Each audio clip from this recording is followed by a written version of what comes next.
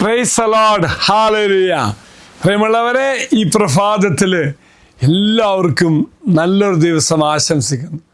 ഉദിതനായ കർത്താവ് നമ്മുടെ ജീവിതത്തിൽ പലതരത്തിലും ഇടപെടുന്നു, നമ്മെ അനുഗ്രഹിക്കുന്നു. ഇന്ന് പ്രത്യേകമാമുദം ദൈവത്തിൻ്റെ ചേർത്ത് വയ്ക്കുന്നൊരു അനുഭവമാണ്.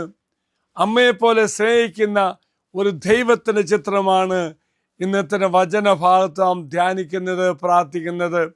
സ്വാഭാവികമായിട്ടും നമ്മുടെ ബലഹീനതകൾ അറിയുന്ന കർത്താവ് അതൊന്നും നോക്കാതെ ചേർത്ത് വച്ച് സ്നേഹിക്കുവാൻ, അമ്മയെപ്പോലെ സ്നേഹിക്കാൻ ആഗ്രഹിക്കുന്ന ഒരു കർത്താവിൻ്റെ ചിത്രമാണ് ഇന്നത്തെ വചനഭാഗത്ത് ധ്യാനിക്കുന്നത്.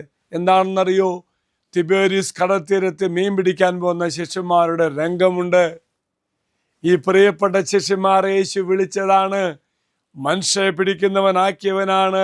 എന്നിട്ടും യേശുവിൻ്റെ മരണശേഷം യേശുവിനെ ഉപേക്ഷിച്ച് ഓടിപ്പോകുന്ന ശിഷ്യന്മാർ, ഭയപ്പെട്ട് മുറിക്കകത്തിരിക്കുന്ന ശിഷ്യന്മാർ, ഇതാ പുറത്തിറങ്ങുന്ന ശിഷ്യപ്രമുഖനായ പത്രോസും കൂട്ടുകാരൻ മീൻ പിടിക്കാൻ പോകുന്നു. പത്രോസ് പറയുന്നു, ഞാൻ പഴയ പണിക്ക് പോവുക, നിങ്ങൾ വരുന്നോ എന്ന്. പ്രിയമുള്ളവരെ, യേശുവിനോട് കൂടെ മീൻ പിടിച്ചപ്പോൾ മാത്രമേ മീനിൻ്റെ സമൃദ്ധി, മത്സ്യത്തിൻ്റെ സമൃദ്ധി ഉണ്ടായിരുന്നു അറിഞ്ഞവനാണ്. യേശുവില്ലാത്ത അവസ്ഥയിൽ മീൻ പിടിക്കാൻ പോയപ്പോൾ ഒന്നും കിട്ടിയില്ല എന്ന അനുഭവം ഉണ്ടായിരുന്നവരാണ്. എന്നിട്ടും യേശുവിന് മരണശേഷം ആ പഴയ അവസ്ഥയിലേക്ക് അവർ തിരിച്ചു പോകുന്നു.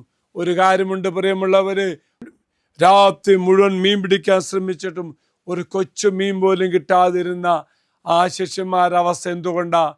യേശുവിൻ്റെ കൂടെയായപ്പോൾ സമൃദ്ധി അവർക്ക് ലഭിച്ചുവെങ്കിൽ യേശുവിൻ്റെ സാന്നിധ്യത്തിൽ അവർക്ക് ശൂന്യതയായി കിട്ടുകയാണ്. ആ ഒരു അവസ്ഥയിൽ പ്രിയമുള്ളവരെ, യേശു അവരെ അരികിലേക്ക് കടന്നു ചെല്ലുന്നുണ്ട്, എന്നിട്ട് അവരെ സഹായിക്കുന്നുണ്ട്. ഒന്നും കിട്ടാത്ത അവസ്ഥയിൽ യേശു പറഞ്ഞതല്ലേ എന്ന് വിചാരിച്ചുകൊണ്ട് യേശുവിനെ വിശ്വസിച്ചുകൊണ്ട് വലയിറക്കുന്നുണ്ട്. അവർക്ക് വേണ്ടി ചോദിക്കാമായിരുന്നു, ഞങ്ങൾ മുഴുവൻ രാത്രി അധ്വാനിച്ചതാണ്, എന്നിട്ടൊന്നും കിട്ടിയില്ല. എന്നാൽ അവരൊന്നും ചോദിച്ചില്ല. ഒരു അനുസരണമുള്ള കൊച്ചിനെ പോലെ അവരെന്നാ ചെയ്തു? യേശു പറഞ്ഞ പോലെ അനുസരിച്ചു, വീണ്ടും വല വീശി. പ്രിയമുള്ളവരെ, രാത്രി മുഴുവൻ മീൻ പിടിക്കാൻ, ഏറ്റവും നല്ല സമയമായ രാത്രി മുഴുവൻ മീൻ പിടിക്കാൻ ശ്രമിച്ചിട്ടും ഒരു മീനെ പോലും കിട്ടാതിരുന്നിട്ട് തമ്പുരാൻ ഒരു വാക്ക് പറഞ്ഞപ്പോൾ, ആ വാക്കനുസരിച്ചപ്പോൾ അവിടെ സമൃദ്ധി കിട്ടി. പ്രിയമുള്ള സഹോദരി സഹോദരന്മാരെ, എവിടെ ദൈവഹിതത്തോട് ചേർന്ന് നിന്നുകൊണ്ട് പ്രവർത്തിക്കുമ്പോൾ, ദൈവത്തോട് കൂടിയാവുമ്പോൾ, ദൈവഹിതം അനുസരിച്ച് പ്രവർത്തിക്കുമ്പോൾ, ദൈവം പറയുന്ന അനുസരിക്കുമ്പോൾ, ഓർക്കുക പ്രിയമുള്ളവരെ, സമൃദ്ധി കിട്ടും.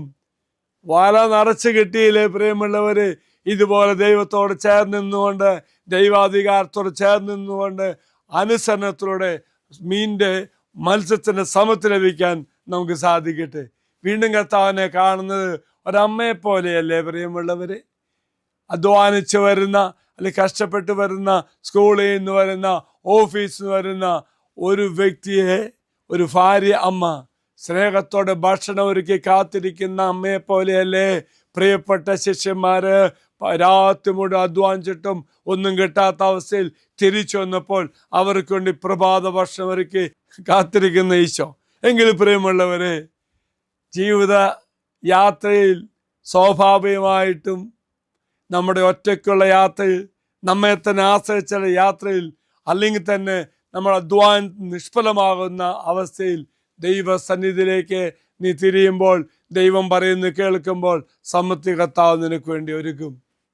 എങ്കിൽ ഈ ദിവസം ഒരുപക്ഷെ ചില പ്രത്യേക സാഹചര്യങ്ങളാകാം, ചില അവസ്ഥകളാകാം, നിനക്കൊന്നും നേടാനോ മുന്നേറുവാനോ പറ്റാത്ത അവസ്ഥയാണെങ്കിൽ നീ വിശ്വസിച്ചോളൂ, നിനക്ക് വേണ്ടി പ്രഭാത ഭക്ഷണം ഒരുക്കി കാത്തിരിക്കുന്ന അമ്മയെ പോലെ നിന്റെ വഴികൾ സുഗമമാക്കുവാൻ നിനക്ക് വേണ്ടി പ്രവർത്തിക്കുന്ന യേശു.